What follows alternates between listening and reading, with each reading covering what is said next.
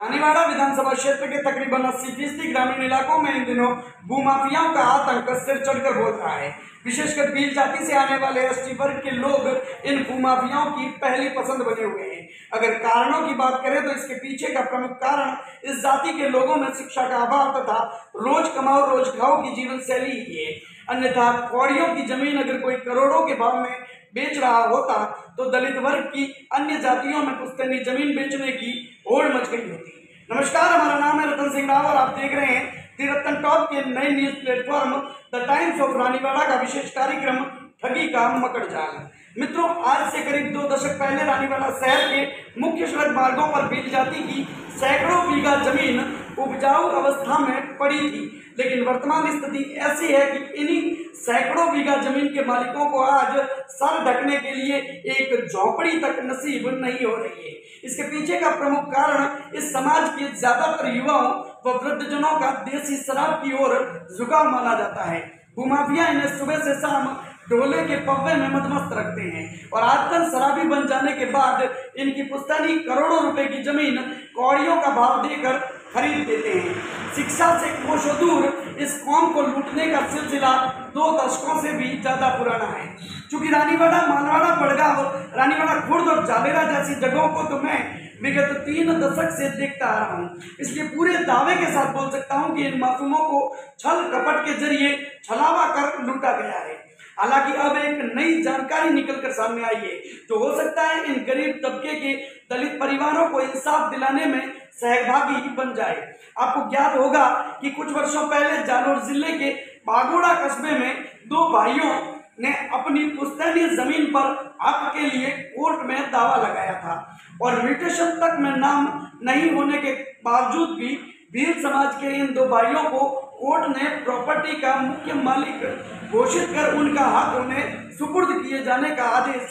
जारी किया था। दरअसल खातेदारी व पुश्तैनी जमीन के मामले में नियम यह कहता है कि वारिस चाहे बालिग हो या नाबालिग हो, अगर उसके पिता ने पुश्तैनी जमीन बेची है और वारिशान की सहमति नहीं है तो किसी भी परिस्थिति में वह कोर्ट जाकर अपना अधिकार मांग सकता है। उदाहरण के लिए आपको समझना चाहिए कि एक व्यक्ति जो कि शराबी है और उसके 10 बीघा पैतृक संपत्ति मौजूद है और 2 नाबालिग बेटा बेटी है, लेकिन वह छोटे होने के कारण शराबी व्यक्ति उनकी रजामंदी लेना जरूरी नहीं समझता, तो भी उस नाबालिग बच्चों का उस पैतृक संपत्ति में बराबर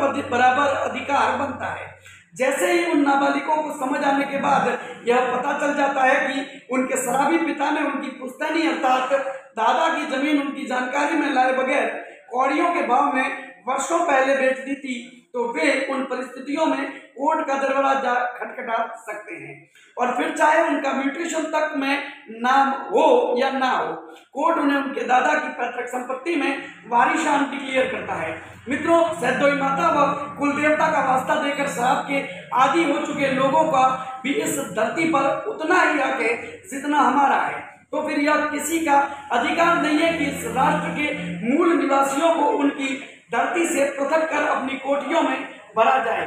द रतन टॉप अपने इस अभियान में रानीवाड़ा विधानसभा क्षेत्र के तमाम विवेकशील बुद्धिजीवियों को आमंत्रित कर रहा है। शुरुआत बड़गांव निवासी भील समाज की जमका देवी को न्याय दिलाने से की जाएगी और उसके बाद बामनवाड़ा में अपनी खातेदारी जमीन के लिए दर-दर की ठोकरें खा रहे गुजरात राज्य के धानेरा निवासी तेजा भाई पुत्र वजह भाई मेघवाल के लिए न्याय संगत लड़ाई लड़ी जाएगी। दर्शकों, यह मुहिम कांटों भरी है और कीचड़ कई सफेद पोश साहूकारों पर भी गिरेगा, इसलिए मानवता का साथ दीजिएगा, वरना खुद से भी आंखें नहीं मिला पाओगे और आने वाली पुश्तें अस्तित्व पर सवाल उठाएगी। अब मुझे दीजिएगा इजाजत, कल फिर हाजिर होता हूँ बड़गांव की जमका व परसों बामनवाड़ा के तेजा भाई के साथ हुए अन्याय की पूरी कहानी को अपने साथ लेकर। तब तक के लिए शुभ रात्रि, सब्बा खैर।